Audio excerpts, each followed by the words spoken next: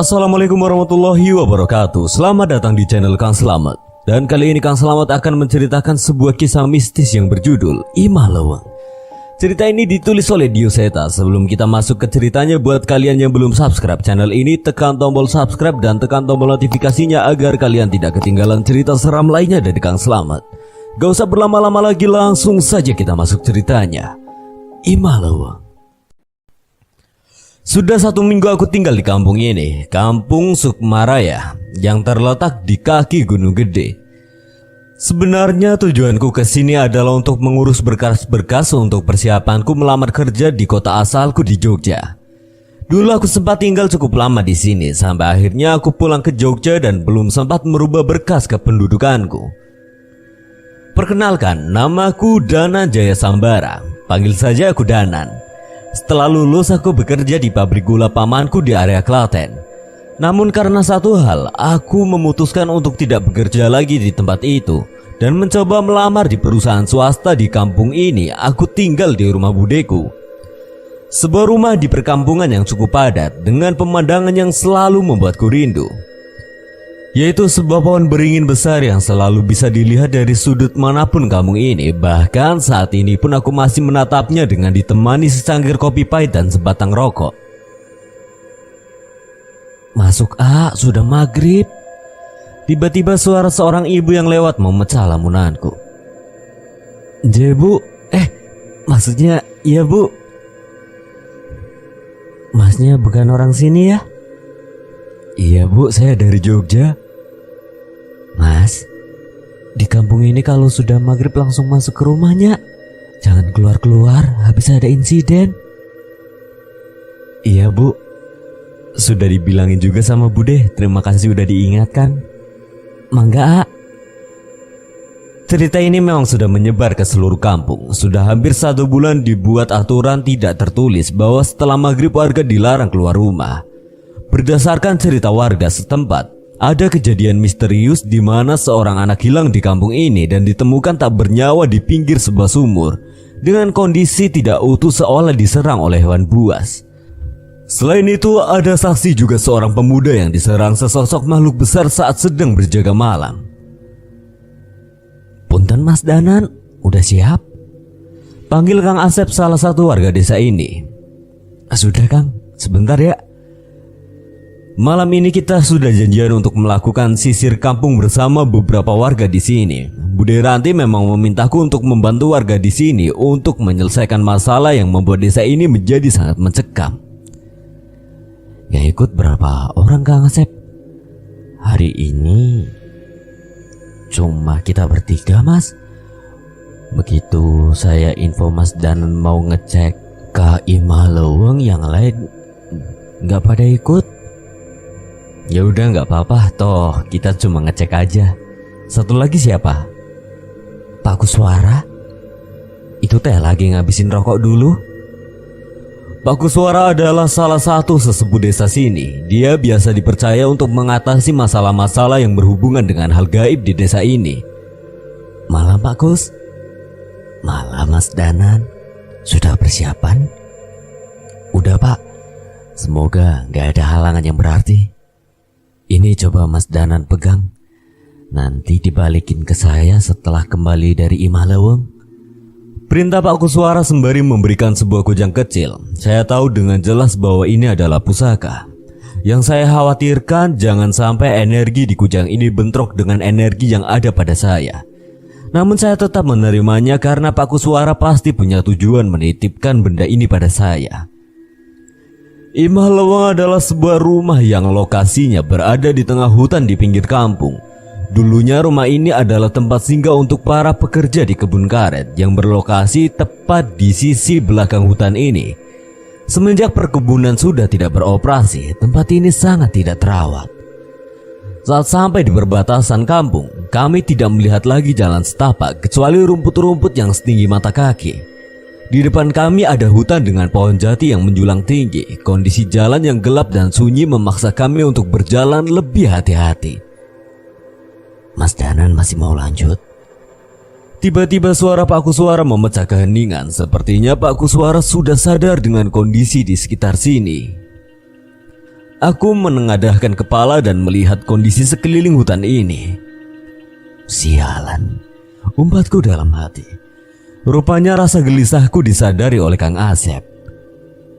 Emangnya teh, aya naon Mas Danan? Pocongan. Astaga, Mas Danan kenapa diomongin sih? Lah Kang Asep yang nanya. Ini juga baru sedikit. Kayaknya semakin malam semakin banyak yang akan muncul. Jadi masih mau lanjut Mas Danan? Segini banyak makhluk yang jagain tempat itu. Pasti ada sesuatu yang besar di sana. Kita lanjut dulu gimana Pak? Kang Asep kalau nggak kuat tunggu di sini saja dulu ya. Enak aja Mas. Mas Danan jangan bercanda atuh. Masa saya ditinggal di sini sama makhluk-makhluk itu? Ya sudah, kita pasangin pelindung dulu ya. Perintah Pakku. Segera Pakku Suara duduk bersila dan membacakan beberapa amalan yang ku kenal adalah ilmu perisai batin. Tak ketinggalan aku pun mengambil posisi yang sama dengan merapalkan ajian Muksa Pangreksa, dengan tujuan menutupi kami bertiga dari niat jahat makhluk yang ada di sini. Kami melanjutkan perjalanan. Pepohonan dan semak belukar semakin lebat menghalangi jalur yang kami lewati. Hanya suara angin dan langkah kaki yang terdengar saat ini. Mau pergi kemana? Mendadak suara seorang perempuan mendekati kami. Jelas saja kami tidak menghiraukan suara itu. Kami mempercepat langkah kaki dan sebuah rumah gubuk tua yang hampir tak berbentuk mulai terlihat. Sekali lagi terdengar suara dari semak-semak. Apa nu kalian lakukan di tempat ini? Suara wanita itu terdengar lagi, namun disertai suara semak-semak yang tersibak seolah dilewati hewan hutan. Kami pun menoleh dan apa yang kami lihat? Sesosok wanita dengan wajah yang tak berbentuk dengan bola mata yang tidak lagi di tempatnya. Rambutnya terurai di tanah dengan tubuh bawah berbentuk ular dengan sisik berwarna hitam. Seketika aku kembali merapalkan mantra amalan-amalan untuk mengusir makhluk itu dari sini. Namun sebelum selesai makhluk itu mengatakan, "Saya tidak bermaksud menyakiti. Saya hanya memperingatkan kalian." Tiba-tiba Kang Asep terduduk. "Naon eta?" Tidak Kang Asep yang mukanya mulai pucat. Kukira hanya Pak Kus dan saya yang bisa melihat makhluk-makhluk ini. Entah kenapa siluman ini bisa dilihat sama Kang Asep. Perjalanan kami lanjutkan dengan sedikit gangguan-gangguan. Namun akhirnya kami sampai juga di lokasi yang kami tuju, Imah Leweng. Sekilas bangunan ini seperti tidak pernah didatangi oleh manusia lagi. Apalagi atapnya yang bolong. Kayu-kayu yang jatuh termakan rayap benar-benar membuat orang tidak peduli dengan bangunan ini. Aku memberanikan diri memasuki pekarangan rumah tersebut. Alangkah terkejutnya. Puluhan, tidak, mungkin lebih, makhluk putih yang mengganggu kita sepanjang perjalanan tadi muncul berkumpul di sini mengepung kami. Iya, itu pocong. Aku sedikit gentar. Belum pernah aku melihat pocongan sebanyak ini di satu tempat. Bukan masalah hantu pocong ini, tapi makhluk yang ada di dalam rumah itu sehingga bisa memiliki tumbal sebanyak ini. Aku merasa belum siap, namun lain dengan Pak Kus. Dia hanya memandangku dan memastikan keputusanku. Kemampuan Pak Kus jelas mumpuni, tapi untuk mengurus semua ini terlalu beresiko. Oleh karena itu aku tetap dibutuhkan. Jangan nekat ya Mas. Peringatan Pak Kus dari belakang. Aku tetap berusaha maju dan para pocongan itu mendekatiku. Kakiku dicengkram oleh makhluk yang aku sendiri belum sempat melihat bentuknya. Tetesan liur dari wajah yang tak berbentuk menetes di telapak tanganku. Rasa gatal yang tak tertahan muncul dari bekas liur itu. Segera aku melindungi diri dengan amalan penyembuh luka gaib dan membakar makhluk itu. Namun jumlah mereka yang tidak terhitung tidak memberiku ruang. Bagus mengeluarkan pusaka berbentuk mata panah yang segera ia bacakan doa dan melemparnya ke tanah. Sontak setengah dari makhluk itu terbakar dan menghilang. Rupanya benar, di bawah tanah ini terkubur puluhan mayat yang kemungkinan mereka para pekerja kebun karet yang menghilang. Ucap Pak Agus, bagaimana dengan Kang Asep? Dia bersembunyi di dekat Pakus. Tidak ada makhluk yang menyerangnya. Kemungkinan ia juga dibekali pusaka oleh Pakus. Tidak terima dengan serangan Pakus, sesosok makhluk bertubuh ular mencoba menyerangku dan melilitku dengan ekornya. "Saham mana yang mengganggu tempat ini?" ucap makhluk itu sambil melilit tubuhku. Badanku mulai lemas, rupanya siluman ini bukan siluman biasa. Bisa jadi makhluk inilah yang meminta tumbal sebanyak ini. Aku membaca ajian pembakar tapi makhluk itu tidak bergeming. Amalan padang pun nampak tidak berguna untuk makhluk itu. Pakus mencoba membantuku namun ia disibukkan oleh puluhan makhluk halus dari seluruh penjuru hutan yang menyerang bersamaan. Nampaknya tidak ada pilihan lain. Aku melepaskan sukmaku dari raga dan menyerang siluman ular itu dengan keris pusaka yang telah menyatu dengan sukmaku.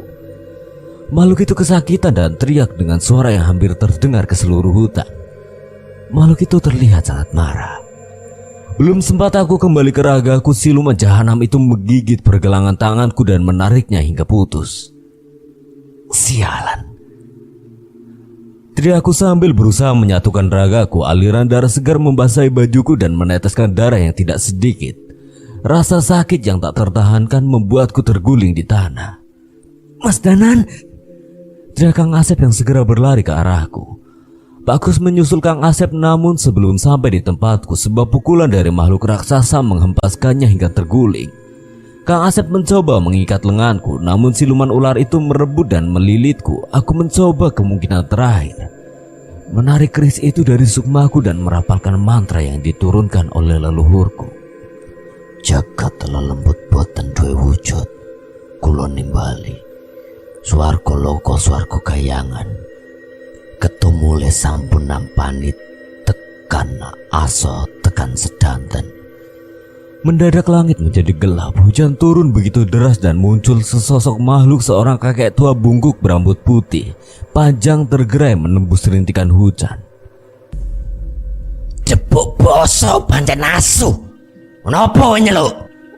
"Maaf Mbak, aku minta pertolongan," ucapku dengan berusaha sekuat tenaga. Kakek tua itu tertawa seperti orang gila, berlari dengan tangan di bawah seperti anjing dan menghampiri siluman ular yang melilitku. Belum sempat siluman ular itu berbicara, kakek tua itu segera memasukkan tangan ke mulut siluman itu dan merobeknya dengan keji sambil tertawa. Tidak puas sampai di situ, ia mengambil badan siluman itu dan memakan dadanya dengan buah hingga darah hitam bermuncratan di tanah. Gila, makhluk sekuat itu dihabisi tanpa ampun, pikirku. Tidak berhenti di situ, pocong raksasa makhluk tanah dihabisi dengan begitu brutal seolah tubuh mereka hanya terbuat dari kapas. "Wes bah!"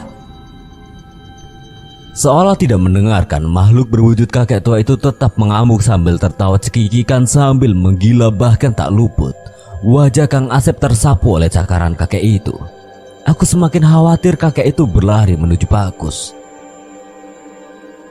Sial, maksudku menyelamatkan diri malah memanggil masalah baru. Aku berlari sebisaku dengan luka di sekujur tubuhku. Makhluk itu semakin dekat mencoba menyerang Pakus namun mendadak berhenti. "Kulo dudu mangsane panjenengan." "Saya bukan musuhmu." Mendadak Pakus berbahasa Jawa. Kakek itu seolah memandang sosok di belakang Pakus dan kembali ke arahku. Aku segera menarik kembali keris pusaka ke dalam sukmaku dan sosok kakek itu perlahan menghilang. "Yang aku lawan itu bukan empunya. Jangan ngelawan kalau kamu belum siap. Tapi siapa saja yang berani menyakiti keturunanku harus berurusan dengan saya." Makhluk itu menatap Kang Asep dan menghilang bersama rintikan hujan yang berhenti bersamaan. "Kita kembali dulu," ucap aku sembari membantuku berdiri. Tak terasa waktu sudah mendekati subuh. Kami keluar hutan dan berniat segera mencari pertolongan. Rasa nyeri merayap di seluruh tubuhku. Aku takut tidak mampu bertahan sampai pertolongan datang. "Mas Danan, sekarang kujangnya sudah bisa dikembalikan," ucap Pak Kus tiba-tiba. Aku mengeluarkannya dari saku dan segera mengembalikannya ke Pak Kus. Saat pusaka itu berpindah tangan, mendadak pusaka itu retak dan pecah. Aku bingung dengan kejadian itu, tapi hal aneh terjadi. Semua lukaku hilang, lenganku kembali muncul. "Ini maksudnya apa, Pak?" Kujang ini adalah pusaka pengganti raga. Dia menyimpan raga manusia tepat pada saat kujang ini diterima. Saat pusaka ini dilepas, dia akan mengembalikan raga seperti sedia kala dan akan hancur saat tugasnya selesai. Gila, aku tidak menyangka ada pusaka sehebat ini. Seandainya saja aku bisa memilikinya lagi. Terima kasih Bagus. Pantas saja Bagus membiarkan saya menghadapi makhluk itu sendirian. Akhirnya aku kembali ke rumah Bude Ranti dan sedikit menceritakan tentang kejadian semalam. Beliau cukup kaget dan tidak menyangka kondisinya separah ini. Kalau ada banyak tumbal, harusnya ada pemilik yang memelihara makhluk itu. Tapi siapa?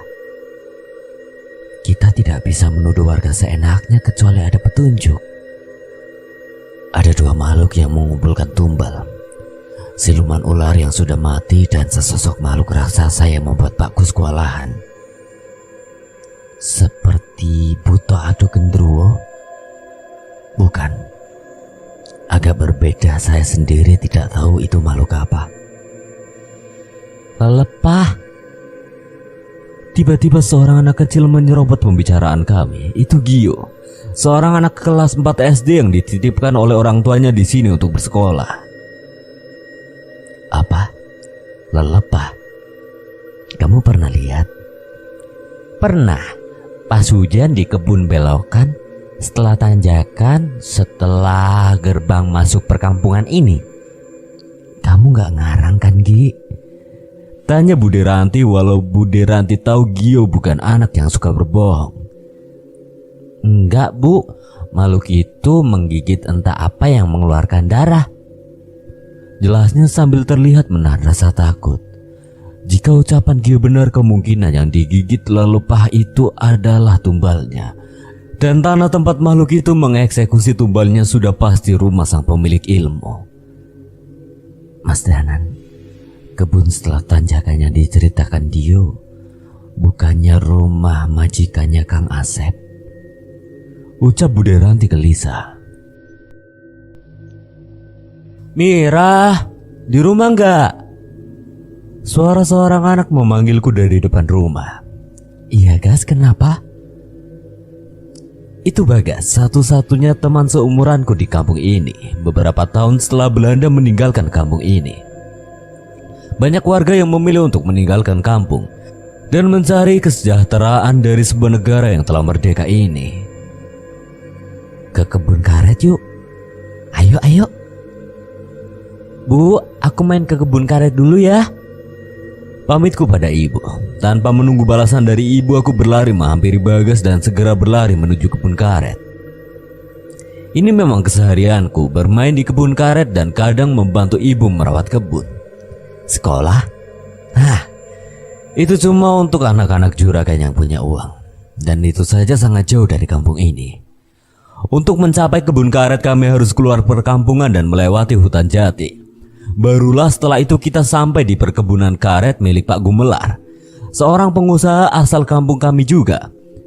Rumput yang pendek dan sekumpulan pohon karet yang tersusun rapi selalu bisa memukauku. Selain aku bisa berlari-lari sepuasnya, kadang aku juga memainkan getah karet hasil sadapanku sendiri. Bagas, Mira, hati-hati jangan sampai jatuh, ucap seorang pria mengingatkan kami. Itu adalah Kang Wira, salah satu pekerja kebun ini. Iya kan?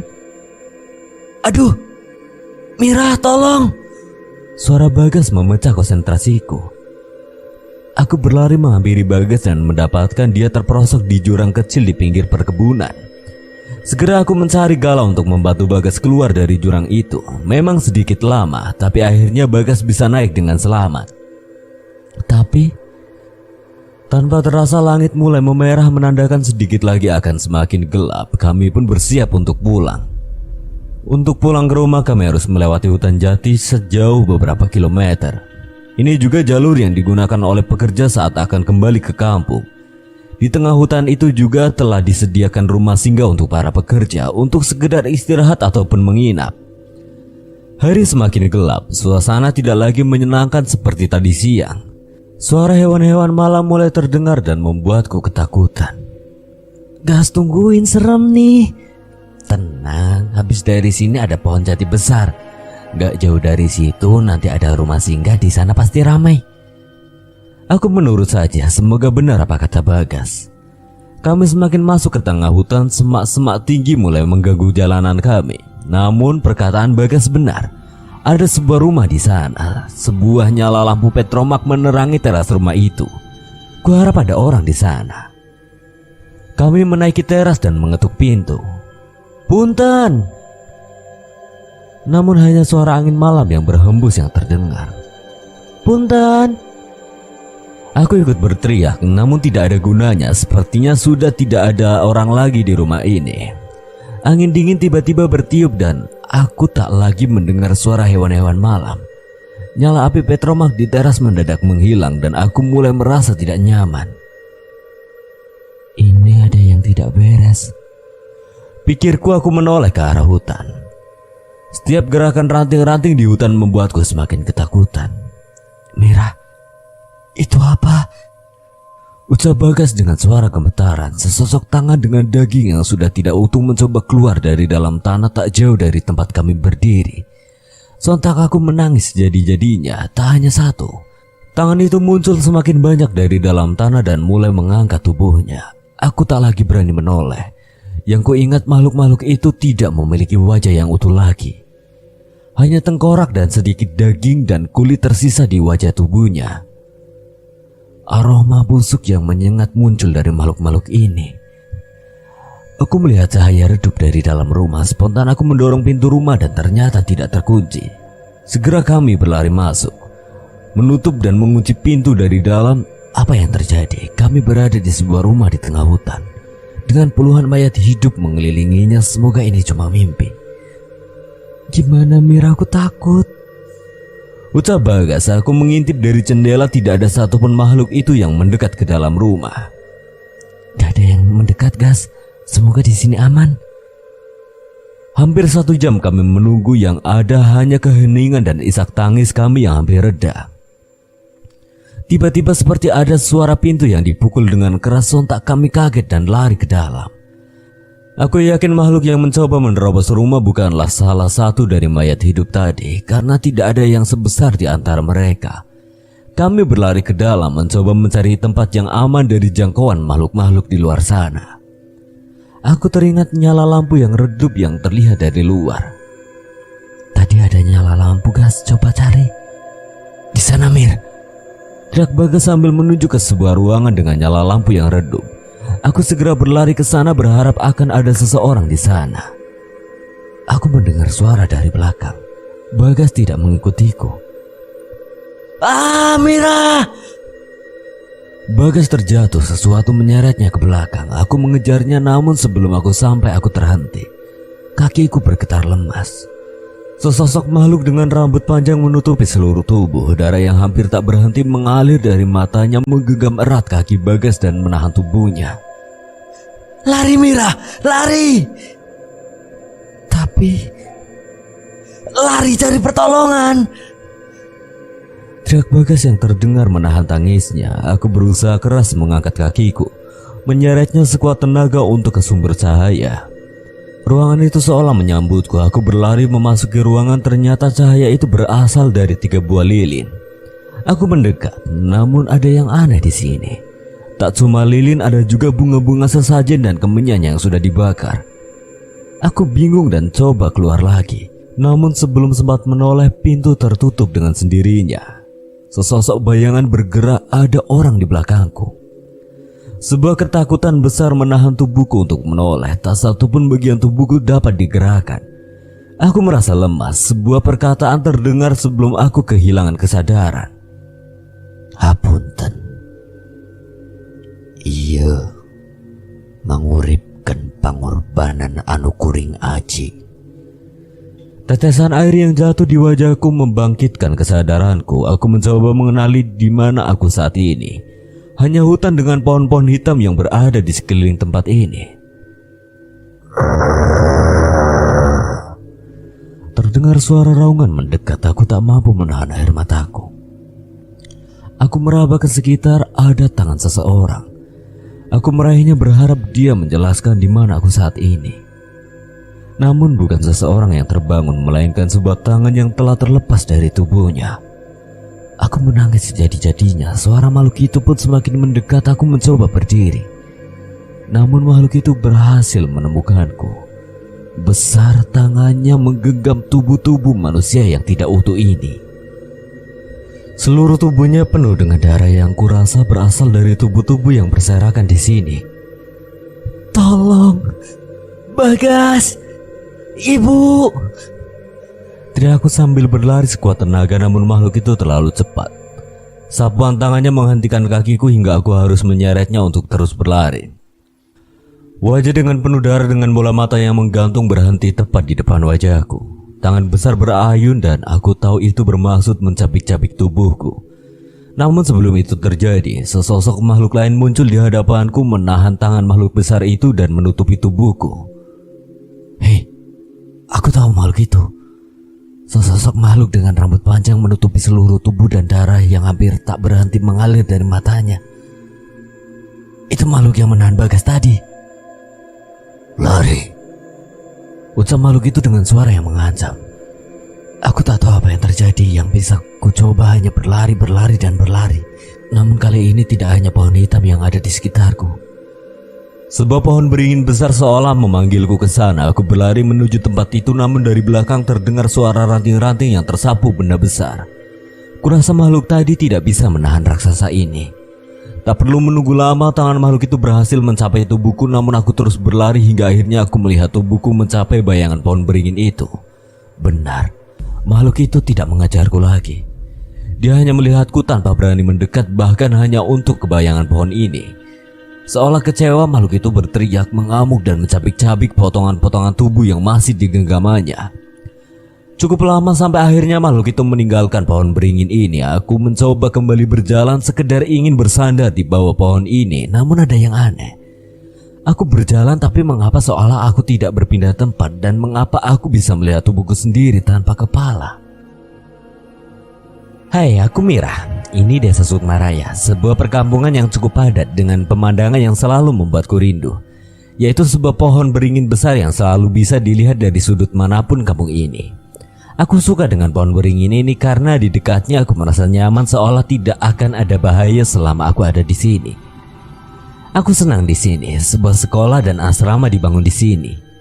Jadi aku bisa melihat anak-anak seumuranku bermain di sini, tapi hanya beberapa saja yang bertemu denganku. Dan tidak banyak yang bisa lama-lama bermain di sini. Mungkin karena aku sedikit berbeda dengan mereka. Karena aku harus membawa kepalaku dengan tanganku agar tidak terjatuh. Kesepian? Enggak juga. Ada seorang teman yang sering mengunjungiku. Dulu dia seumuran, tapi sekarang dia sudah lebih berumur dan terlihat cukup berkarisma dengan rambutnya yang mulai memutih. Nah, itu dia datang. Kenalin sahabat terbaikku. Namanya Bagas. Bagas Kuswara. "Jangan berani-berani kalau kamu belum siap. Kamu gak tahu siapa yang kamu lawan. Ini bukan pertarungan, ini perang." Aku tersentak dari tidurku, teringat dengan jelas sesosok bayangan makhluk besar memperingatkanku dalam mimpi. Waktu sudah menunjukkan pukul 8, segera aku mempersiapkan diri untuk menemui Pak Kuswara. Sudah 1 minggu sejak kejadian di Imah Leweng yang hampir merenggut nyawaku, namun kami sepakat kami tidak akan berhenti di sini sampai semua permasalahan ini selesai. Aku tahu ini seperti bunuh diri, mengingat bahkan aku sendiri pun hampir mati saat melawan siluman ular yang merupakan anak buah dari makhluk jahanam yang menjadi asal muasal tragedi ini. "Pagi Pak Kuswara," ucapku saat bertemu dengan Pak Kuswara di sebuah warung desa tidak jauh dari tempat aku tinggal. "Pagi Mas Danan. Sudah sarapan?" "Belum Pak, ini sekalian mau sarapan lotek uleknya Teh Imas," ucapku sambil menoleh dan memberikan kode ke Teh Imas, sang pemilik warung. Pak Kuswara menyulut rokoknya, menarik nafas panjang-panjang dan menghembuskannya dengan nafas yang kurasa bercampur dengan rasa keluh. "Gimana Mas Danan? Ada petunjuk dari kejadian kemarin?" "Iya Pak. Ini juga alasan saya kenapa saya ngajak ketemu tanpa mengajak Kang Asep. Makhluk besar yang bertarung dengan Pak Kuswara apa benar itu lelebah? Kamu tahu dari mana? Anak yang tinggal di rumah budemu itu ya? Iya Pak, Bapak tahu Gio? Saya sempat membantunya saat dikejar lelebah, sepertinya sudah sebulan yang lalu. Berarti Pak Kus juga tahu lokasi majikan lelebah itu? Belum. Memangnya anak itu cerita apa? Dia melihat tempat lelebah itu mengeksekusi tumbalnya. Dan alasan aku tidak mengajak Kang Asep karena lokasinya itu ada di tanah milik majikannya Kang Asep. Jelasku pada Pak Kuswara. Pak Kuswara mematikan rokoknya dan menghela nafas. Maksudnya rumah Mbak Wira? Iya Pak, tapi masih perlu kita pastikan. Ya sudah, kapan kita ke sana? Jika memang dia pelakunya, harusnya kita bisa merasakan sesuatu saat masuk ke rumahnya. Masalahnya Pak, beberapa hari ini saya dapat mimpi yang memperingatkan bahwa ini bukan masalah biasa. Kita harus siap untuk perang. Semenjak mimpi itu menggangguku, aku mencoba meminta pertolongan ke seseorang. Namanya Cahyo, teman seperjuanganku saat masih bekerja di pabrik gula di Klaten. Kalau Pak Kuswara berkenan, bagaimana kalau besok Rabu kita ke sana? Saya juga meminta tolong teman saya dari Klaten untuk membantu. Baik Mas Danan, jangan lupa persiapkan segalanya dari awal. Kita tidak tahu apa yang kita hadapi nanti. Jawab Pak Kuswara. Sepiring lotek diantarkan oleh Teh Imas ke hadapanku. Segera aku melahapnya dan melanjutkan pembicaraan biasa dengan Pak Kuswara, namun tetap terlihat raut muka gelisah di wajahnya. Tepat hari Rabu, sesuai yang telah dijanjikan, kami berkumpul di tempatku, di rumah Bu Ranti tepatnya. Aku menunggu bersama Cahyo yang sudah datang dari kemarin malam dan menginap di sini. Namun hujan deras tak kunjung berhenti dan Pak Kuswara belum kunjung datang juga. Rintikan hujan menutupi pandangan keluar. Suara menggelegar bersaut-sautan seolah petir menyambar dari dekat. Suara pintu diketuk mengganggu lamunanku. Segera aku berdiri dan menghampiri pagar rumah, berharap Pak Kuswara yang datang. Danat, tunggu! Teriak Cahyo menahanku. Aku menoleh sebelum sempat membuka pagar. Hujan semakin deras dan dentuman di atas rumah mendadak menjadi semakin keras dan bertubi-tubi. Siapa kamu? Teriak Cahyo sambil menarik tubuhku. Sesosok bayangan muncul dari rintikan hujan yang deras. Terlihat sosok makhluk kurus kering dengan kepala yang miring menyeringai dengan bibirnya yang robek sampai ke telinga. Suara tawa keras muncul dari makhluk itu seolah meledek kami. Aku membacakan amalan pedang, bermaksud menyerang makhluk itu. Namun sebelum selesai, makhluk itu menghilang di balik derasnya rintikan hujan. Suara dentuman menjadi keras. Saya berinisiatif keluar memeriksa kondisi di sekitar rumah kami. Brengsek, kenapa kita bisa tidak sadar ya? Aku menyusul Cahyo keluar dan melihat apa yang terjadi. Itu Banaspati. Tanya aku pada Cahyo untuk memastikan apa yang kulihat. Banaspati adalah makhluk jahat berbentuk bola api yang kerap digunakan oleh orang dengan ilmu yang sangat tinggi untuk menyerang musuhnya dengan maksud membunuh. Siapapun yang mengirim ini pastilah orang dengan ilmu tinggi, ucap Cahyo. Bola api itu berputar-putar di atas rumah bermaksud menyerang dan menerobos atap rumah. Dan jika itu terjadi, pasti sudah ada nyawa yang melayang di rumah ini. Sekali lagi bola api itu mencoba menerobos, namun yang terjadi adalah benturan. Rupanya suara yang dari tadi kami dengar adalah suara Banaspati yang berbenturan oleh sesuatu. Aku melihat sekeliling mencari asal energi yang menahan Banaspati itu. Sudah kuduga itu adalah Pak Kuswara yang sedang duduk bersila di bawah derasnya hujan dan merapalkan mantra pelindung. Cahyo mengambil segenggam tanah, membacakan beberapa kalimat doa dan melemparkannya ke kebun kosong di belakang rumah. Banaspati itu menjadi hitam. Makhluk itu menyadari benda yang dilempar Cahyo dan menerjang tanpa ampun. Ledakan besar terjadi ketika bola api hitam itu menyentuh tanah di kebun kosong itu. Sudah aman. Pak Kuswara membuka matanya dan menghampiri kami. Maaf Mas Danan, makhluk itu terlalu berbahaya jika saya hadapi sendiri. Terlalu beresiko untuk yang tinggal di rumah. Enggak Pak, saya yang bodoh. Enggak menyadari ada makhluk sekuat itu yang menyerang. Terima kasih Mas, saya baru tahu ada cara seperti itu untuk mengalahkan Banaspati. Nggih Pak, saya yang berterima kasih. Kalau tidak ada pelindung dari Pak Kuswara, mungkin salah satu dari kita sudah celaka. Ayo masuk dulu Pak, kita kenalan di dalam saja. Kami mengeringkan diri, mengganti pakaian dan melanjutkan perbincangan kami. Bu Ranti datang dengan menyuguhkan teh hangat untuk Pak Kuswara. Pak Kuswara menyeruput teh hangat buatan Bu Ranti. Terlihat menggiurkan, namun aku harus menyempurnakan pusakaku untuk persiapan nanti. Bahaya Bu, tapi mau gimana lagi? Kalau tidak diselesaikan, korbannya akan semakin banyak. Iya Mas, pokoknya hati-hati ya. Bu, saya titip ini, tolong diserahkan ke Gio. Minta dia membawa ini selama kami pergi. Itu pusaka pengganti raga juga Pak? Bukan, itu hanya untuk berjaga-jaga. Anak itu pernah bertemu dengan lelepah. Bisa jadi anak itu juga terikat dengan takdir ini. Jawab Pak Kuswara. Hujan sudah mulai berhenti. Sebelum berangkat kami berdoa dan menunaikan kewajiban kami masing-masing sebagai makhluk ciptaan Tuhan Yang Maha Kuasa, sekaligus memohon perlindungan atas apa yang kami lakukan. Langit mulai memerah. Sebuah rumah yang dikelilingi pekarangan besar pun mulai terlihat.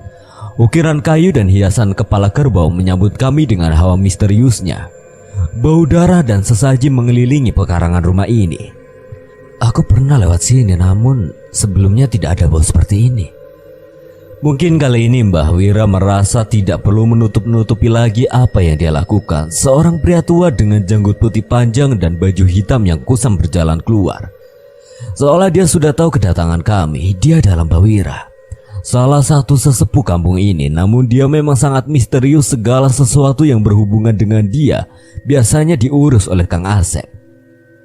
Bocah-bocah goblok, kalian gak tahu apa yang kalian hadapi. Jadi benar ini semua Mbah Wira?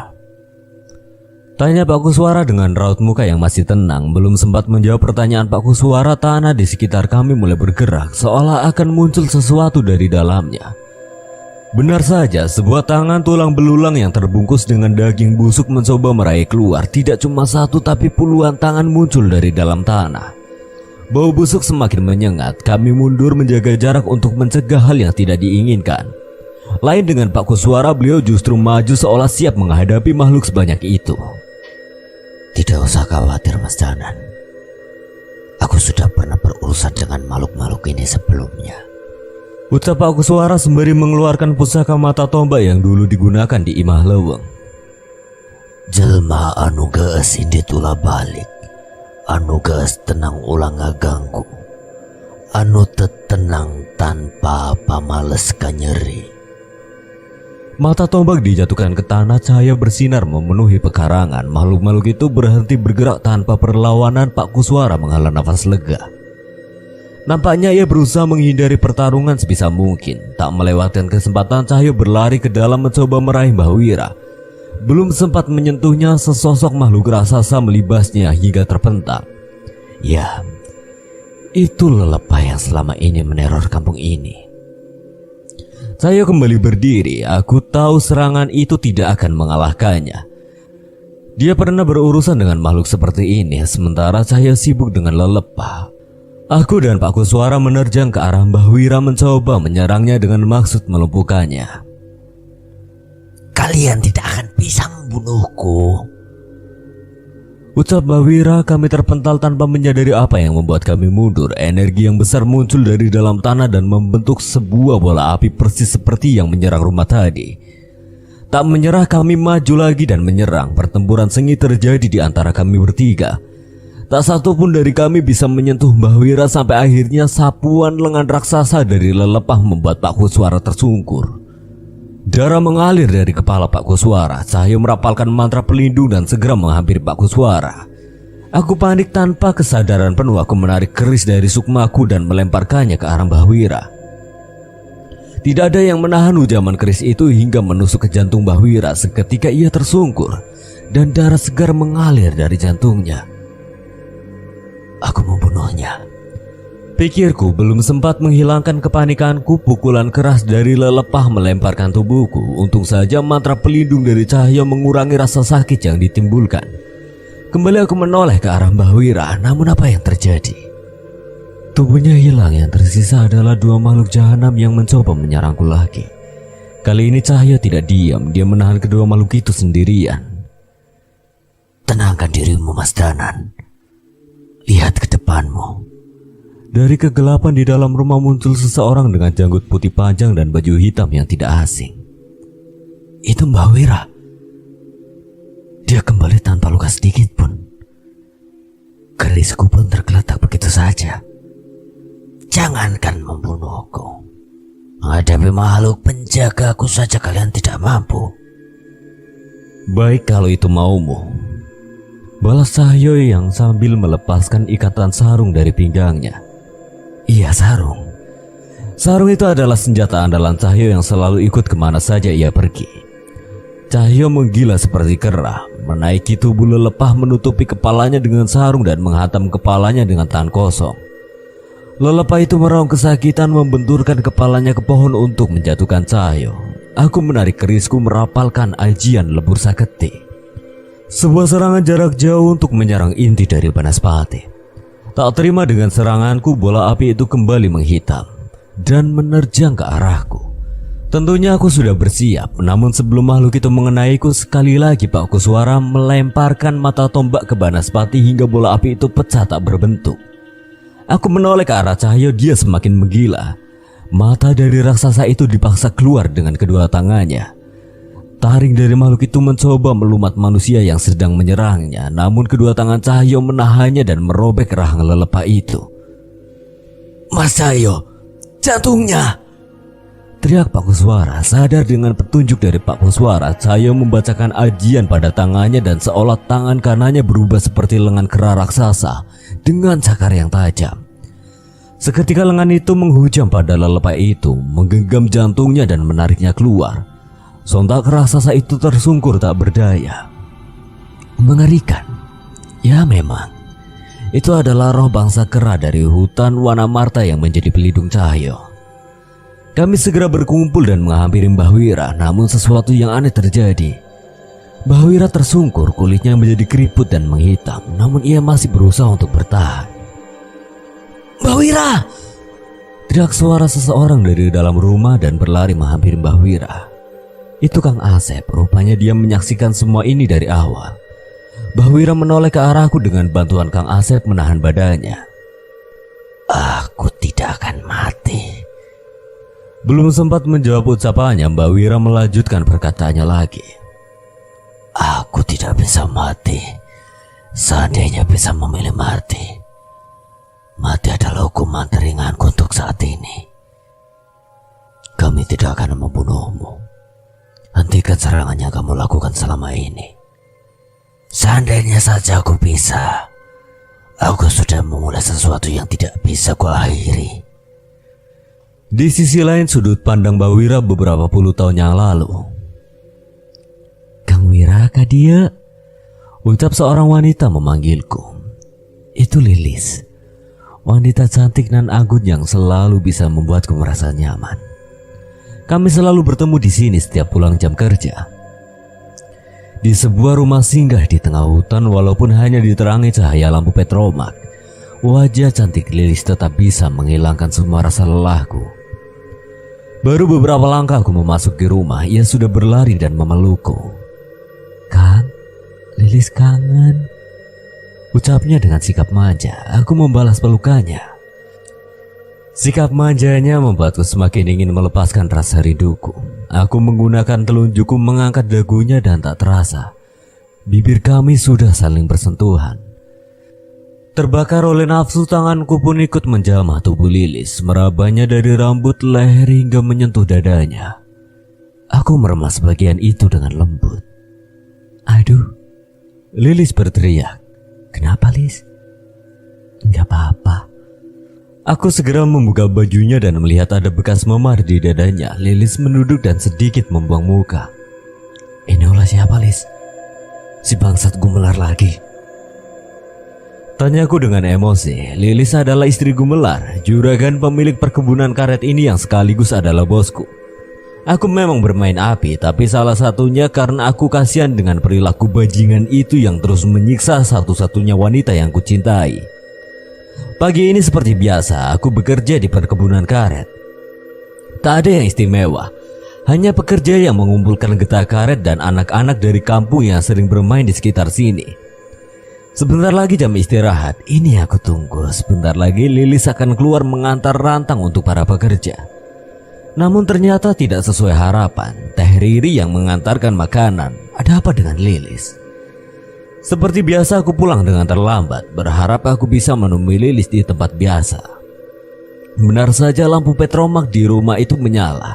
Aku bergegas memasuki rumah dan menemui Lilis, tapi dia hanya mematung di ujung tembok dengan wajah penuh dengan memar.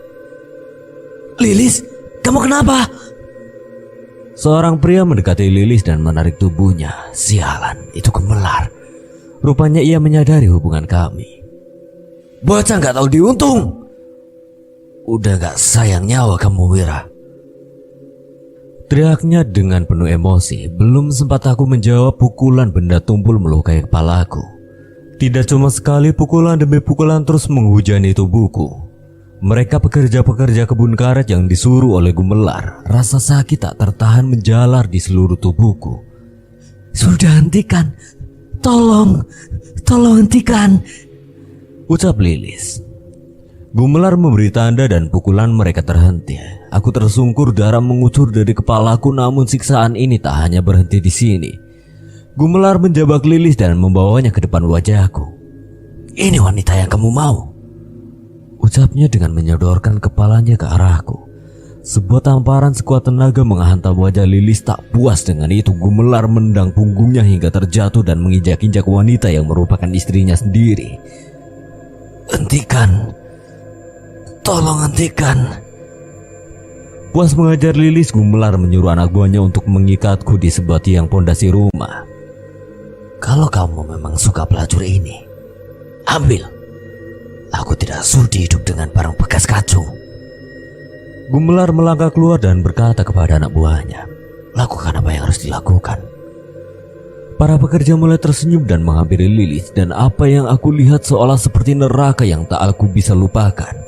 5 orang pekerja mengerumuni Lilis, menarik rambutnya, menamparnya dan merobek-robek bajunya. Lilis berteriak sekuat tenaga, namun tak ada yang bisa menolongnya. 5 orang yang dipenuhi hawa nafsu menciumi bibir Lilis, meletakkan tangan-tangan kasarnya di tubuhnya dan memperkosanya bergantian tepat di depan mataku. Dendam. Aku dendam. Jika aku masih hidup setelah ini, aku akan pastikan kalian merasakan yang lebih menyakitkan dari ini. Salah satu dari mereka menghampiriku dan menghajarku dengan sebilah kayu hingga aku tak sadarkan diri. Kamu butuh tumbal untuk mendapatkan ilmu ini. Seorang anak wanita yang lahir pada Kemiswake, ucap seorang dukun tua itu kepada kami. Aku masih hidup. Tepatnya kami. Pagi itu Lilis tersadar dan melepaskanku dari ikatan. Kami bersembunyi di hutan di sebelah desa. Namun semuanya sudah berubah. Kejadian malam itu terus membakar amarahku. Dan namaku bukan Wira jika aku tidak membalasnya. Aku tahu seorang anak yang dimaksud dukun itu, seorang anak bernama Mirah di kampung Sukmaraya yang sering bermain di kebun karet. Tidak peduli walau dia anak kecil, asalkan semua dendamku bisa terbalaskan, aku akan kembali ke kebun karet dan mendapatkan anak itu. Ritual sudah selesai, anak itu sudah tidak lagi bernyawa. Namun seorang anak yang bersamanya, entah aku tidak bisa menemukannya. Sesosok makhluk muncul dari lingkaran di mana jasad Mirah di sana. Setan, demit, jin? Bukan. Makhluk ini lebih mengerikan. Sepertinya aku telah memanggil sesosok makhluk yang lebih berbahaya. Makhluk dari dasar neraka. Aku akan berikan apapun yang kau minta. Asalkan Gumelar dan anak buahnya semuanya mati dengan mengenaskan, ucapku pada makhluk itu. Tak butuh waktu lama, keesokan harinya warga menemukan kepala Gumelar tergantung di atas pohon karet dengan tubuh yang tidak utuh. Aku puas melihatnya. Aku kembali bisa bercinta dengan Lilis dengan membayangkan orang yang menyakitinya mati dengan mengenaskan. Hampir setiap jasad-jasad para pekerja ditemukan di kebun karet dan beberapa hari mereka hilang tanpa ditemukan jasadnya. Aku selalu tertawa puas ketika mendengar berita kematian para pekerja kebun karet itu. Namun ternyata aku salah. Aku lupa dengan bayarannya. Malam Jumat Kliwon, hujan deras dan petir yang menyambar memperparah keadaan ini. Aku tersungkur dengan penuh emosi. "Hentikan!" teriakku pada sebuah makhluk itu, lelepah. Dia menggenggam lilis dengan tangannya, menariknya dan membelah tubuhnya menjadi dua. Taringnya yang besar mengunyah tubuh lilis tepat di depan mataku. Aku tak mampu lagi berteriak. Ini adalah neraka. Inikah bayaran atas semua pembalasan dendamku? Penyesalan ini sudah merobek-robek jantungku. Aku kembali dan mengambil sebuah pisau dan menusukkan ke jantungku untuk mengakhiri semua rasa sakit ini. Namun apa yang terjadi? Aku tidak mati. Setiap luka yang kutorehkan ke tubuhku kembali hilang. Nyawamu adalah milikku. Kau tidak akan mati sampai tiba saatnya kau dan aku dibakar api di neraka. Ucap sesosok makhluk yang mengikat perjanjian denganku. Apa maksudmu? Aku sudah menyerahkan tubalnya. Kau pikir ada tempat di akhir zaman untuk mereka yang mau bersekutu dengan iblis?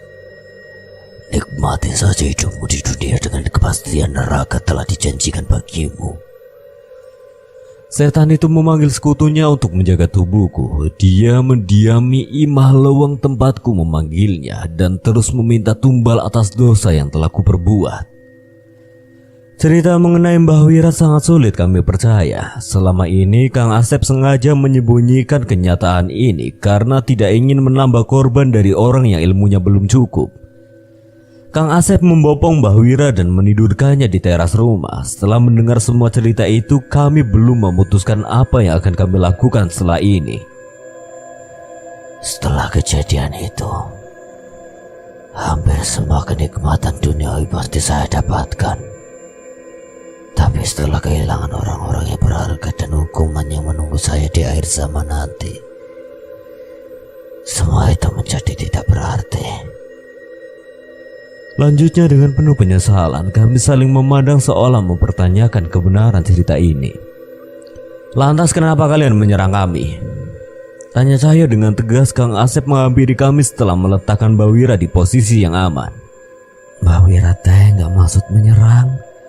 Makhluk-makhluk itu dikendalikan oleh empunya yang saat ini menunggu imah leweng. Mereka makhluk yang diperintahkan untuk menjagaku, sekaligus memberikan kesaktian. Saat makhluk itu musnah, semua ilmu ini akan sirna. Setidaknya sampai iblis itu sadar dan mengirimkan utusannya lagi. Aku semakin penasaran, tidak mungkin kami membiarkan makhluk seberbahaya itu tetap ada di dunia ini. Mbah Wira, Kang Asep, sebenarnya makhluk apa yang harus kami hadapi? Kang Asep memandang Mbah Wira seolah meminta persetujuan untuk bercerita. Kang Asep teh gak pernah ngeliat secara langsung, cuman berdasarkan cerita Mbah Wira aja. Iblis ini teh lahir di sebuah kerajaan jauh sebelum penjajahan. Seorang manusia yang haus darah dan telah menghabisi ratusan orang tidak berdosa hanya untuk menyempurnakan ilmunya. Pasukan kerajaan pernah mencoba menangkapnya, namun hasilnya setengah dari prajurit kerajaan dihabisi oleh makhluk itu seorang diri. Lalu apa yang terjadi pada makhluk itu? Tanya Pak Guswara penasaran. 3 tahun setelah makhluk itu mendapatkan kesaktian, muncul orang sakti bernama Chandra Mukti yang mencoba menghentikan kekejaman makhluk itu. Mereka teh beradu ilmu hingga keduanya meregang nyawa. Jasad Chandra Mukti teh dikuburkan di kampung ini, tepatnya di tempat pohon beringin raksasa yang saat ini berdiri di tengah kampung ini. Kami menoleh ke arah pohon beringin yang bahkan masih terlihat dari tempat ini. Di balik kokohnya pohon itu berdiri, tidak ada yang menyangka ada cerita kelam di belakangnya. Bahkan kurasa warga desa ini pun tidak tahu cerita ini. Apa yang terjadi dengan makhluk itu? Tanya Cahya tidak sabar. Kang Asep menarik nafas bersiap melanjutkan ceritanya. Bencana makhluk itu tidak berhenti bahkan saat ia telah mati. Rohnya bereinkarnasi menjadi sosok iblis saudara, menjebak manusia-manusia yang mencari ilmu seperti Pak Wira. Siapa nama makhluk itu? Mungkin saja bila tahu namanya, aku bisa mencari informasi cara untuk menghentikannya. Makhluk itu dikenal dengan nama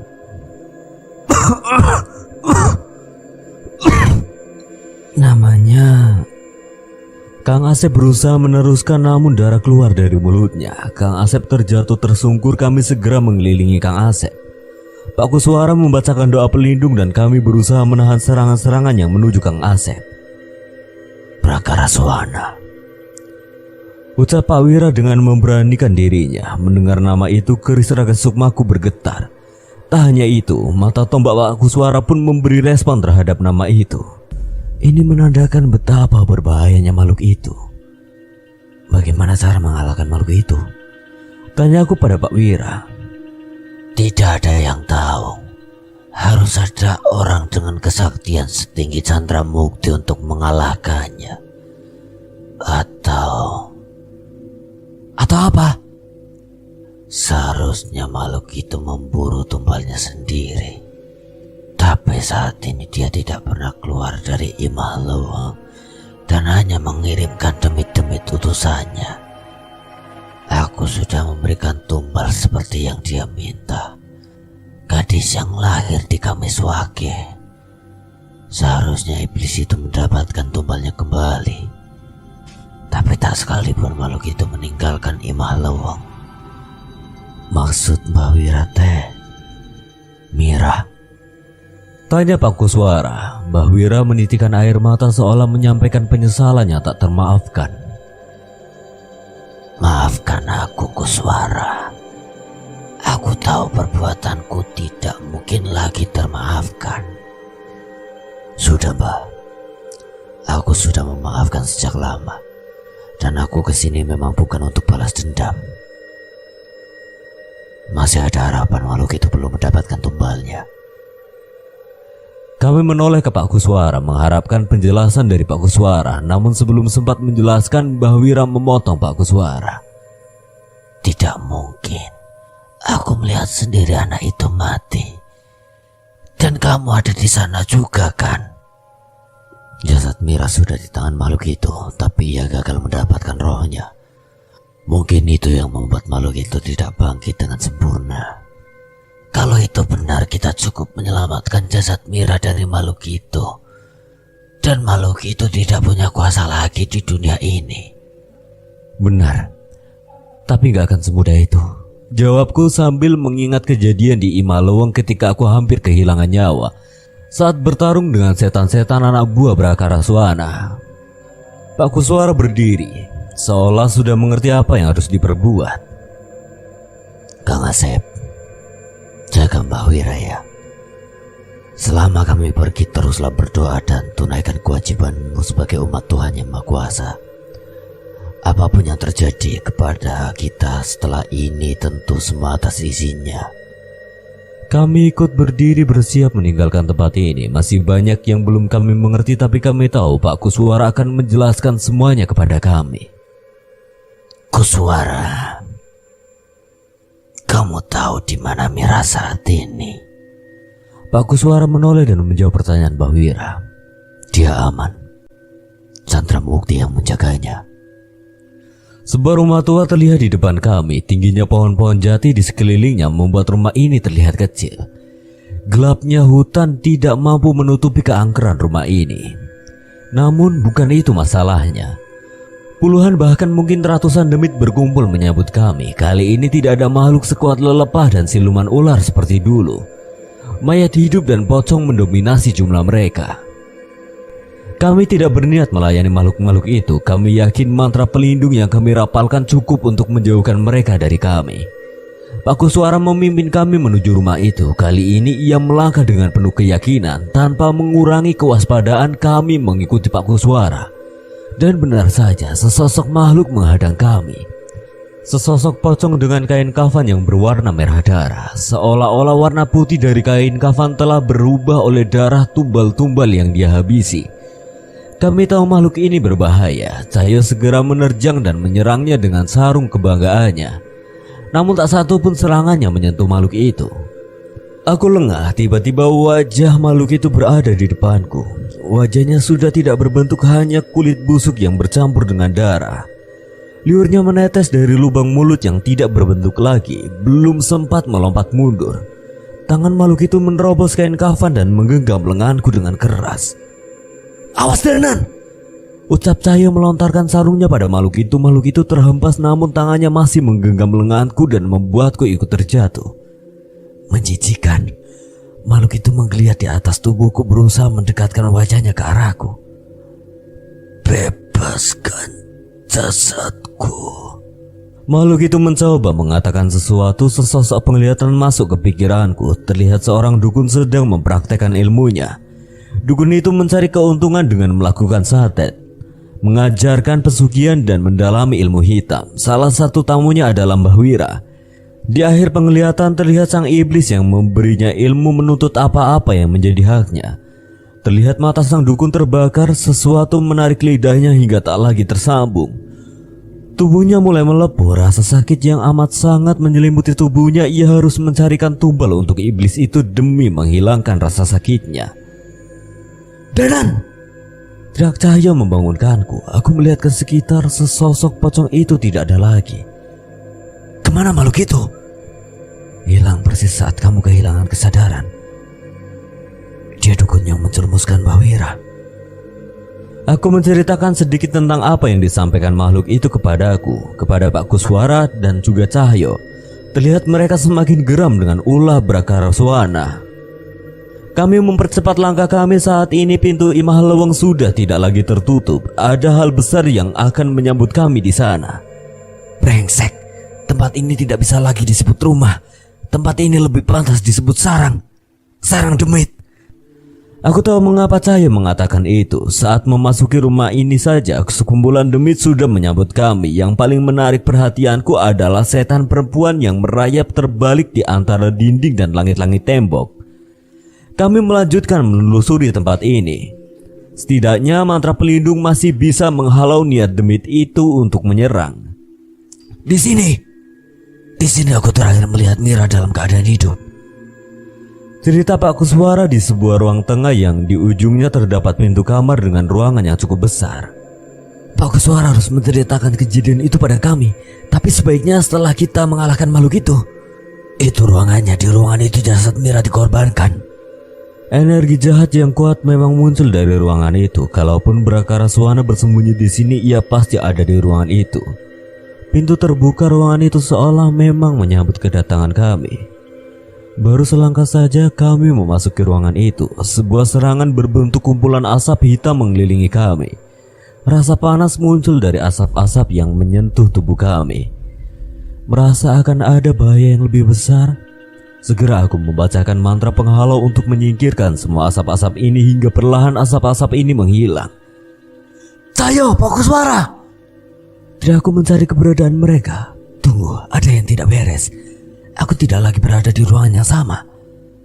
Aku mencoba mengenali tempat ini, namun hanya hutan dengan pohon-pohon hitam yang berada di sekeliling tempat ini.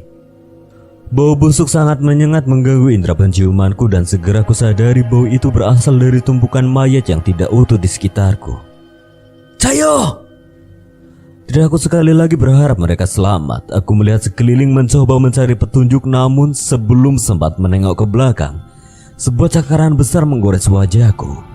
Itu adalah makhluk tadi. Setan perempuan yang merayap terbalik di antara dinding dan langit-langit tembok. Kali ini dia merayap di antara pohon-pohon mencoba untuk menyerangku kembali. "Tumbal, aku ingin tumbal," ucap makhluk itu bersiap menyerangku. Aku mundur mencoba bertahan dan mencoba mengeluarkan keris raga sukmaku. Tapi tunggu, keris itu tidak ada. Aku panik, namun aku tetap fokus mengalahkan makhluk itu terlebih dahulu. Amalan pedang ku bacakan dan siap menembus tubuh makhluk itu. Namun sebelum itu terjadi, sesosok makhluk menyerang setan wanita itu dan mencabik-cabik tanpa ampun. Aku mengenal makhluk itu, kakek tua bungkuk dengan rambut yang menjuntai hingga ke tanah. Bocah asu, kamu kesini mau bunuh diri? Ucap makhluk itu, aku heran, seharusnya ia hanya bisa kupanggil dengan mantra yang sudah diwariskan turun-temurun oleh leluhurku. Ojo kaget, ini alam gaib. Aku bisa keluar kapan saja di alam ini. Jelas makhluk itu, sebuah dentuman dan kilatan besar terlihat dari kedalaman hutan. Kakek tua itu berlari merespon benturan yang terjadi di dalam hutan. Aku khawatir bila suara itu berasal dari Pak Kuswara ataupun Cahyo. Kami berlari secepat mungkin, namun ternyata kami tidak sendiri. Makhluk-makhluk kerdil dengan gigi runcingnya mencoba menyerang kami, namun semua dilibas habis oleh kakek tua yang mengaku sebagai leluhurku ini. Kekhawatiranku terjawab. Aku melihat Pak Kuswara tergeletak dengan darah mengalir di sekitar kepalanya. Aku berlari menghampirinya. Segera aku mendudukan Pak Kuswara, menyentuh punggungnya dan mengalirkan energi dengan maksud memulihkan kondisinya. Namun situasi menyulitkanku untuk fokus. Makhluk-makhluk gaib di sekitar sini seolah mengambil ancang-ancang untuk menyerang kami. Darah, aku mau darah. Ucap sesosok makhluk hitam bungkuk berwujud seperti manusia, hanya saja taring dan kupingnya yang lancip yang memastikan bahwa itu salah satu bangsa dedemit. Dengan mulut yang berdarah-darah, makhluk itu bersiap menerjang kami, namun kakek tua itu menghadang. Sayangnya musuh kami tidak sendiri. Kali ini makhluk besar berbulu dengan mata merah yang mencoba menyerang kami dari sisi lain. Aku bingung antara harus bertahan atau terus mengobati Pak Kuswara. Namun sebelum aku selesai memutuskan, sesosok monyet besar menerjang setan berbulu itu, memukulinya hingga tidak berdaya lagi. Aku kenal makhluk itu Anasura, bangsa kera makhluk pelindung Cahyo. Serangan demi serangan muncul, namun kedua makhluk itu dengan buasnya menghabisi mereka untuk melindungi kami. Danan, kamu fokus memulihkan Pak Kuswara dulu. Serahkan pertahanan padaku. Ucap Cahyo yang turun dari bahu Anasura. Hampir tidak ada serangan yang mampu menembus pertahanan Cahyo bersama kedua makhluk itu. Walaupun secara sekilas serangan mereka terlalu sadis untuk dilihat. Aku bertemu dengan Prakaraswana. Ucap Pak Kuswara. Aku menyelesaikan kultivasiku. Pak Kuswara terlihat kembali bisa berdiri tanpa menyia-nyiakan waktu. Beliau mengambil mata tombaknya, membacakan mantra dan melemparkannya ke tanah. Tidak ada lagi makhluk yang bisa bertahan di tanah itu. Semua dedemit, setan dan entah apapun itu segera terbakar ketika menginjak tanah yang telah tersentuh pusaka mata tombak Pak Kuswara. Aku takjub dengan apa yang dilakukan Pak Kuswara. Namun yang membuatku lebih penasaran adalah apa yang terjadi saat Pak Kuswara bertemu dengan Prakaraswana. Ingat, tujuan utama kita adalah jasad Mira. Karena tak ada satupun dari kita yang bisa mengalahkan iblis jahanam itu. Apa yang terjadi di sana, Pak? Tanya Cahyo. Kalian akan melihatnya sendiri. Yang perlu kalian persiapkan adalah hati kalian. Jangan sampai menghitam karena godaan. Jelas Pak Kuswara. Tepat di tengah hutan, sebuah padang rumput mati berada di depan kami. Bulan purnama terlihat semakin terang menyinari pohon-pohon hitam yang mengelilingi padang ini. Namun bukan itu yang mengerikan. Terlihat sebuah kepala tertusuk oleh kayu yang runcing dengan badan dan tergantung di bawahnya. Kami kenal wajah itu. Itu kepala Mbak Wira. Tak hanya satu, banyak jasa tertancap di sana. Salah satunya adalah dukun yang diperbudak iblis itu dalam wujud pocong merah. Dan yang terakhir terlihat paling mengenaskan, tubuh anak wanita dengan leher yang tidak menyatu lagi dengan badannya. Satu bola matanya menggantung, dan makhluk menyerupai anjing melumat bagian tubuhnya. Aku tebak, itu adalah Mira.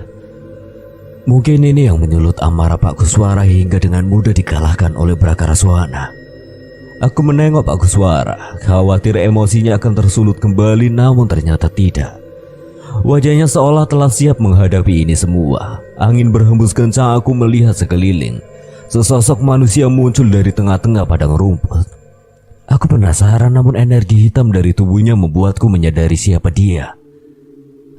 Kenapa kalian tidak menjadi pengikutku saja? Semua yang kalian inginkan akan kalian dapatkan. Ucap makhluk itu dengan tenang. Kau pikir setelah kami melihat apa yang terjadi dengan Mbah Wira dan dukun itu, kami mau menjadi pengikutmu? Balas Cahyo. Jangan balas perkataannya. Semua yang keluar dari mulutnya adalah godaan. Jaga dan tenangkan jiwa kalian. Berbeda dengan Cahyo dan Pak Kuswara yang bisa berbicara dengan tenang, aku kehilangan rasa tenangku. Aura gelap dari Brakaraswana benar-benar mengintimidasi, seolah-olah kekuatan kami tidak ada apa-apanya dibandingkan dia. Aku neng kene bocah asu. Sebelum kamu mati, setan itu harus menghadapi aku dulu. Ucap kakek tua itu. Sambil berusaha melindungiku, Brakaraswana mengambil sebuah kepala yang tergeletak di tanah, menggigit bola matanya, meremasnya dengan tangannya hingga terlihat darah bermuncratan. Yang aku takutkan terjadi. Makhluk itu melirik dan berjalan ke arahku, sepertinya dia menyadari rasa takutku. Kakek tua itu segera berdiri di depanku, mencoba mengambil posisi untuk melindungiku.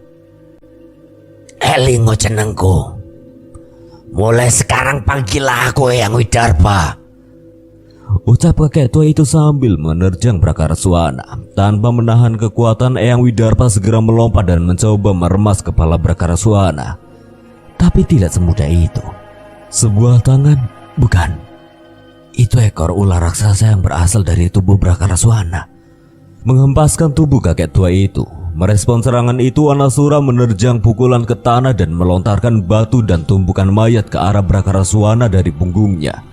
Terlihat cahaya melompat menarik sarung senjatanya dan melibas ke arah setan jahanam itu. Tak ketinggalan Pak Kuswara membaca mantra pembakar dan menyerang Brakaraswana. Api menyala menyelimuti makhluk itu. Berharap itu bisa melumpuhkannya walau sebentar. Tapi ternyata kami salah. Belum sempat kami bertahan, Brakaraswana melesat, menggenggam tangan Cahyo dan membantingnya ke tanah. Sontak darah bermuncratan dari mulut Cahyo. Aku merapalkan ajian lebur saketi. Serangan jarak jauh untuk menyerang tubuh dari Brakaraswana, namun ia sama sekali tidak bergeming. Ilmumu bahkan tak mampu menjatuhkan satu helai pun rambutku, bocah ingusan. Ucap makhluk itu meremehkanku. Sebuah mantra leluhur muncul di pikiranku, dan tanpa sadar aku merapalkannya. Jagat lembut boten duwe wujud. Kula nimbali swarga loka swarga kayangan. Ketuh mulih sampun nampani teko aso teko sedanten. Kali ini mantra terucap tanpa keris di tanganku. Rintik hujan mulai turun. Eyang Widarpa kembali di sisiku. Sambung kira alam kasebut rino malam dadi siji. Raga lan jiwa iso nyawiji. Eyang Widarpa melanjutkan mantra yang kuucap dan aneh hal terjadi. Rambutku memajang dan memutih. Taring muncul dari mulutku dan tanganku, yang saat ini lebih pantas disebut sebagai cakar. Namun saat ini keris pusaka Raga Sukma tergenggam di tanganku. Kekuatan besar mengalir di tubuhku. Tak berniat mencari tahu, aku segera bergegas menuju Brakaraswana dan mulai menyerangnya. Iblis jahanam, hanya neraka tempat yang pantas untukmu. Ucapku sambil menghunuskan keris ke tubuhnya. Makhluk itu menahan dengan tangannya, namun beda dengan sebelumnya. Kali ini keris ini menembus tangannya hingga mengeluarkan darah yang berwarna hitam. Aku menoleh ke arah Cahyo. Terlihat Pak Kuswara sedang menolongnya. Aku sedikit lega dan mencoba untuk terus menyerang. Tak terima dengan luka yang diterima, Brakaraswana mendekatiku dan menyemburkan api hitam dari mulutnya. Aku hampir tak sempat menghindar. Tapi sebelum mengenai tubuhku, Anasura menerjang Brakaraswana hingga serangannya tak mengenaiku. Mas Danan, pakai ini.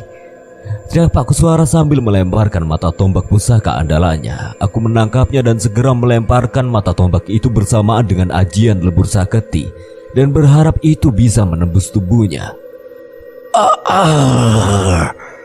Terdengar makhluk itu merasa kesakitan. Sebuah luka kembali terbentuk di tubuh itu. Cahyo Pak Kuswara, serangan ini berhasil. Merespon teriakanku, Cahyo bangkit dan berlari ke arahku. Danan, naik ke tubuh Wanasura. Perintah Cahyo. Aku menaiki pundak Wanasura sesuai perintah Cahyo. Segera Cahyo menyusul menaiki sisi satunya.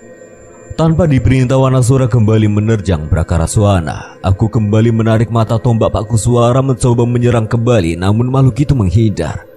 Brakaraswana melibaskan ekor ularnya menyerang kami, namun ditahan oleh Wanasura. Kita bisa mengalahkan makhluk ini, ucapku pada Cahyo. Cahyo mengangguk, dia memfokuskan mantranya untuk memperkuat Wanasura. Pertarungan sengit terjadi, serangan demi serangan beradu tanpa henti. Tanpa kami sadar, ratusan bahkan mungkin ribuan demit hutan ini berkumpul menyaksikan pertarungan kami. Sekali lagi aku merapalkan mantra dan melemparkan mata tombak milik Pak Kuswara. Kali ini benda itu menancap di dahi makhluk itu. Tidak mungkin. Aku tahu benda ini. Ini milik Chandra Mukti. Manusia bangsat, dari mana kamu mendapatkan benda ini? Ucap makhluk itu sambil berteriak sekeras-kerasnya. Kami tak mau meladeni ucapannya. Kalau itu milik Chandra Mukti, berarti seharusnya itu bisa digunakan untuk mengalahkannya. Danan, tarik mata tombaknya. Kali ini kita gabungkan mantra kita. Aku menarik kembali mata tombak itu dan menyerahkannya pada Cahyo. Sebuah mantra dibacakan olehnya. Tak ketinggalan aku menarik tenaga dari keris raga sukma dan menghujamkannya di tubuh Brakaraswana. Makhluk itu berteriak dengan keras. Terdengar sebuah kekesalan terdengar dari teriakannya. Jangan sombong manusia lemah. Jika itu milik Chandra Mukti, maka hanya cara yang sama yang bisa mengalahkannya. Teriak Brakaraswana dengan penuh amukan. Api besar muncul dari dalam tanah membakar tubuh Brakaraswana. Kulitnya melepuh terbakar. Terkelupas dengan begitu menjijikan, namun tubuhnya membesar dan matanya memerah. Cahyo, Danan, mundur! Teriak Pak Kuswara. Belum sempat merespon Pak Kuswara, sebuah lengan besar penuh darah menyerang kami. Kami terpental dan berusaha berdiri. Inilah yang membunuh Chandra Mukti. Perjanjian dengan neraka. Dan ini juga yang akan membunuh kalian. Tak cuma omong kosong belaka, tanpa sempat berdiri, wujud setan itu menginjak Wanasura, melilitkan ekor ularnya pada Cahyo dan menyerangku dengan pukulan yang bertubi-tubi. Darah segar mengalir dari mulutku, bahkan wujud ini tak mampu menahan kekuatan Brakaraswana. Aku berusaha berdiri, namun tak berguna. Matilah dan jadi tumbalku, ucap makhluk itu dengan meremas tubuhku dan bersiap menggigit kepalaku. Ternyata kematian belum siap menerima aku. Pak Kuswara membacakan mantra dan mata tombak yang tertancap di Brakaraswana mengeluarkan ledakan yang mementalkan makhluk itu. Merasa kesal, Brakaraswana bangkit dan menerjang Pak Kuswara. Mantra pelindung telah dirapalkan, namun kekuatan setan itu terlalu besar.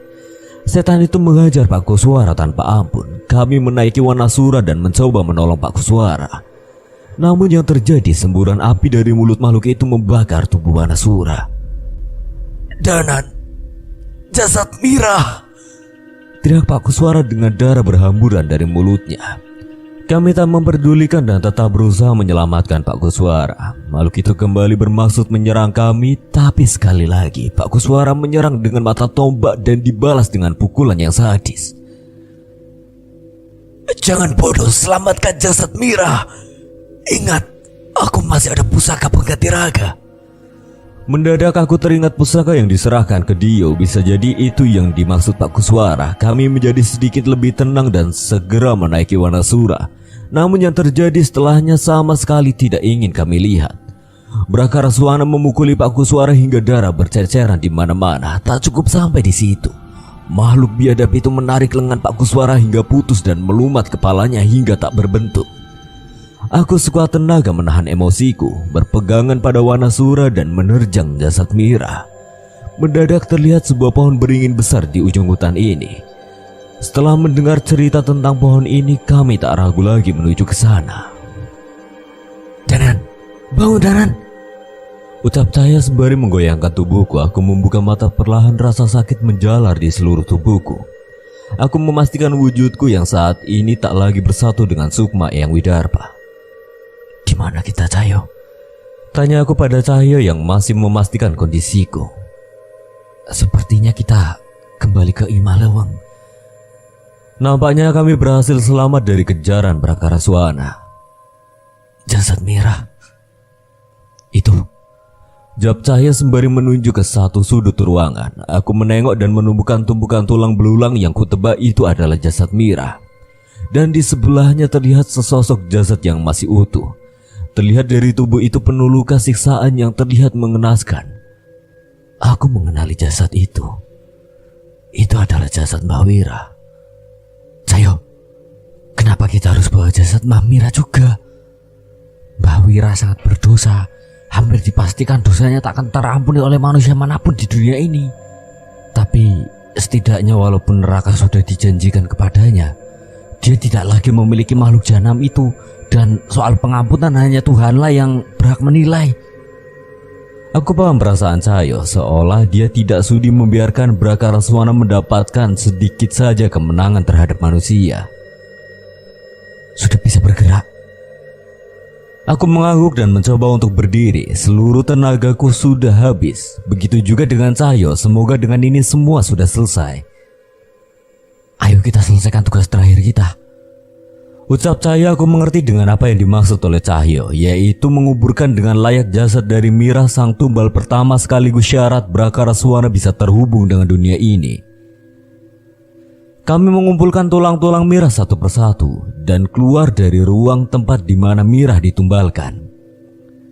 Tempat ini seharusnya tidak pernah ada, ucapku sambil memperhatikan setiap sisi rumah tua yang terlihat mengerikan ini. Kami berjalan keluar. Terlihat dari luar rumah cahaya bulan bersinar menyinari hutan yang dipenuhi dengan pohon jati. Cukup melegakan.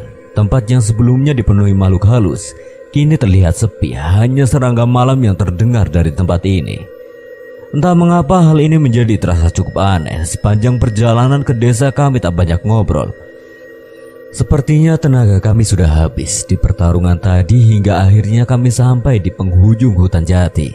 Dan pemukiman desa sudah terlihat dari sini. Cahyo, kita kuburkan di sini saja, ucapku pada Cahyo. Cahyo mengerti. Dia segera meletakkan tulang Mira dan kami mulai menggali dengan tangan kosong. Mau gimana lagi? Kami tidak mungkin melibatkan warga desa mengenai cerita tentang Mira ini. Kami menggali cukup lama, namun aku merasa cukup aneh. Sudah cukup lama waktu berlalu, tapi sama sekali tidak ada tanda-tanda subuh akan datang. Semua ini terasa begitu lama. Lubang yang cukup dangkal mulai terbuat. Kami bersiap meletakkan jasad Mira di lubang itu. Namun ada sedikit rasa tidak nyaman dengan keadaan ini. Belum sempat meletakkan jasad Mira, terdengar suara menggelegar memecah keheningan di tempat ini.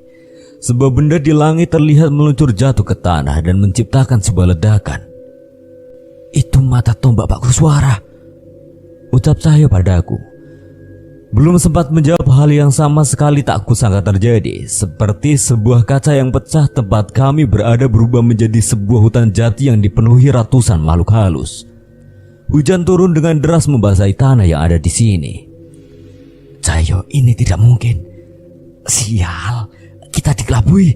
Terlambat sedikit saja jasad Mira akan kembali ke tangan Brakaraswana. Wanasura!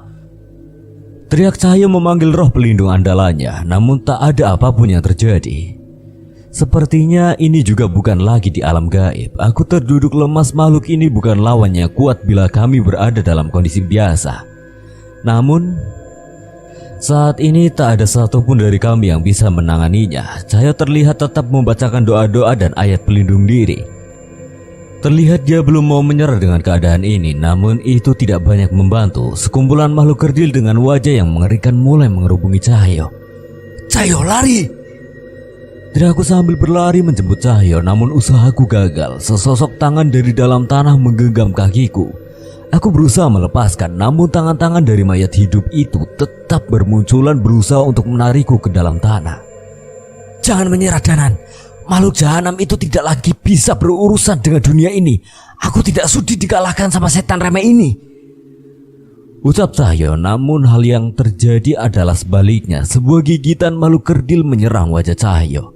Cakaran demi cakaran menyusul merobohkan tubuhnya. Aku berontak melepaskan diri. Terlihat puluhan mayat hidup itu keluar dari dalam tanah, memamerkan wajah busuk mereka di depan wajahku. Sebuah mantra yang ku kenal terdengar dengan samar. Mata tombak Pak Kuswara kembali bersinar dan menyerang makhluk yang mengerumuniku dan Cahyo. Kami berusaha berdiri dan mencari asal suara itu. Danan, itu! Sesosok pria tua berjalan mendekat dari kejauhan. Pak Koswara. Apa itu benar Pak Koswara? Jadi pusaka pengganti raga itu benar-benar ada. Pusaka mata tombak terbaring setinggi-tingginya ke atas dan jatuh kembali ke tanah. Berbeda dari sebelumnya, semua makhluk halus yang menginjak tanah terbakar dengan serangan itu. Kami berusaha berdiri dan mencoba mendekati Pak Koswara. Tunggu. Kami terhenti sejenak. Orang itu sama sekali tidak mirip dengan Pak Koswara. Yang terlihat adalah seorang pria tua dengan janggut putih panjang dan baju hitam yang terlihat lusuh. Itu Mbah Wira. Aku merasa heran, kalau yang menggunakan pusaka ini Mbah Wira, bagaimana dengan Pak Koswara? Mbah Wira, jelaskan semua ini. Teriakku padanya. Mbah Wira menghela nafas. Semua serangan-serangan yang mengarah kepada kami dihalau semua oleh mata tombak Pak Koswara. Tak ada lagi makhluk halus yang bisa mendekati kami. Mbah Wira mendekat seolah bersiap untuk menjelaskan. Sebelum Prakaraswana menghabisi Koswara, Koswara membacakan mantra dan mengarahkan mata tombak ini pada jasadku yang kalian bawa. Selesaikan semuanya. Itu ucapan akhir Koswara yang terdengar dari mata tombak ini. Dan setelah kalian membawa jasadku ke alam ini, sukmaku yang terjebak di tubuh pemberian Prakaraswana kembali ke tubuh ini. Dan sepertinya kekuatan dari Koswara memulihkan tubuhku. Pak Koswara? Bagaimana dengan Pak Koswara? Tidak ada yang bisa selamat dari serangan sebrutal itu. Tapi pusaka pengganti raga, tidak ada lagi pusaka seperti itu. Kalaupun ada, kamu pun tahu sendiri cara menggunakannya. Aku mengingat ke belakang. Kujang pusaka pengganti raga harus dibawa oleh pemiliknya, bukan diserahkan pada orang lain. Lalu yang diserahkan kepada anak kecil bernama Gio itu apa? Tidak mungkin. Tidak mungkin Pak Koswara mati. Aku berteriak sekencang-kencangnya. Rasa emosiku meluap mengingat bagaimana cara Pak Koswara mati. Prakaraswana menyerangnya dengan brutal, menarik lengannya hingga terputus dan melumat kepalanya hingga tak berbentuk. Danan, cukup. Danan, sudahlah, cukup. Teriak saya sambil menahan air matanya juga. Aku belum pernah bertemu dengan orang sebijak dia. Kalau begitu kita pastikan kematiannya tidak sia-sia. Ucap Cahya sambil berdiri dan mengikat sarungnya. Semua terjadi begitu cepat. Aku dan Cahya membacakan doa dan ayat untuk melindungi kami dari serangan makhluk gaib dan serangan mata tombak yang diarahkan Mbah Wira menghabisi semua makhluk halus yang ada di hutan ini. Cahaya matahari mulai muncul. Kami membawa jasad Mira keluar hutan dan menguburkannya di pinggir desa. Tak lupa doa-doa pun kami panjatkan agar Mira bisa tenang untuk pergi ke alam baka. Mbah Wira terlihat masih di pinggir hutan. Terlihat tubuhnya kembali mengeriput dan terlihat lemah. Kami pun menghampiri Mbah Wira. Lalu apa rencana Mbah Wira? Aku akan menghabiskan air hayatku menjaga hutan ini.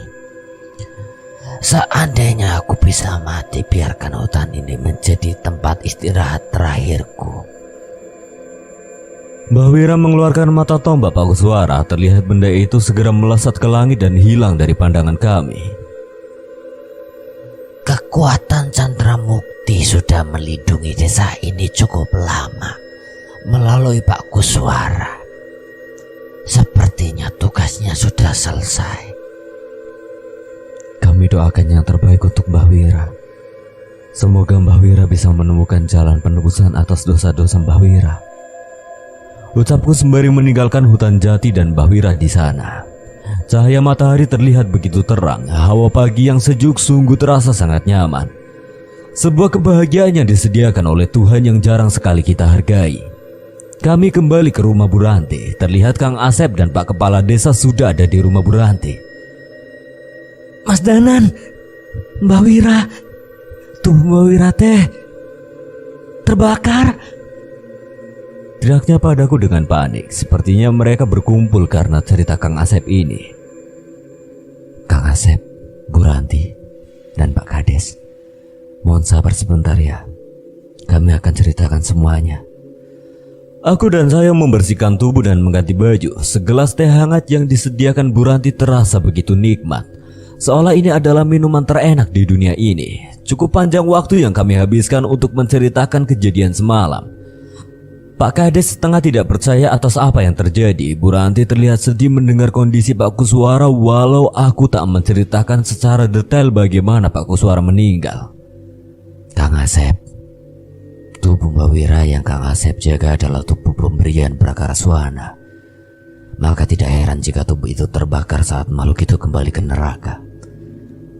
Iya mas, tapi sekarang Mbak Wira bagaimana? Dia memilih menghabiskan akhir hayatnya di hutan jati dan mencari cara untuk menebus dosa-dosanya. Pak Kepala Desa berusaha mengerti atas semua kejadian ini. Dia terlihat cukup tenang saat tahu keadaan desa sudah aman dan tidak ada lagi yang akan mati karena makhluk pencari tumbal. Sudah seminggu semenjak kejadian di Imah Leweng, tidak ada kejadian gaib lagi dan desa mulai beraktivitas seperti biasa. Cahyo pun terlihat sudah menyiapkan perlengkapannya dan bersiap kembali ke Klaten.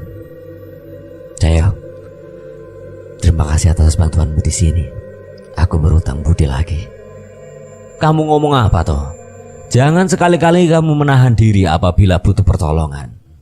Aku malah bakal marah kalau itu terjadi loh. Aku tersenyum.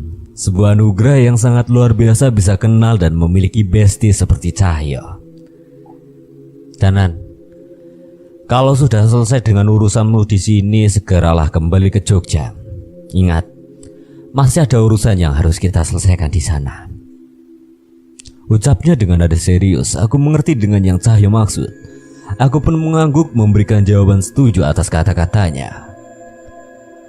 Desa Sukmaraya, sebuah desa kecil di kaki gunung gede dengan pemandangan alam yang sangat memukau. Terlihat sebuah pohon beringin raksasa berdiri kokoh di tengah-tengah desa itu. Langit sudah memerah dan hari sudah mulai malam. Namun tidak biasanya terlihat seorang anak kecil berjalan mendekati pohon beringin raksasa itu. Anak kecil itu mendekat, namun ia ragu-ragu. Beberapa kali ia mencoba berbalik untuk membatalkan niatnya. Kamu Gio kan? Terdengar suara dari atas pohon beringin. Jelas itu bukan suara manusia. Anak kecil itu terjatuh. Ia tetap tidak akan biasa dengan apa yang dilihatnya. Sesosok anak perempuan bergelantungan di antara akar beringin dengan kepala yang terpisah dari badannya. Ini? Bocah itu memberanikan diri. Ia menyerahkan sebuah benda berbentuk kalung. Dari mana kamu dapatkan benda ini? Pak Kuswara.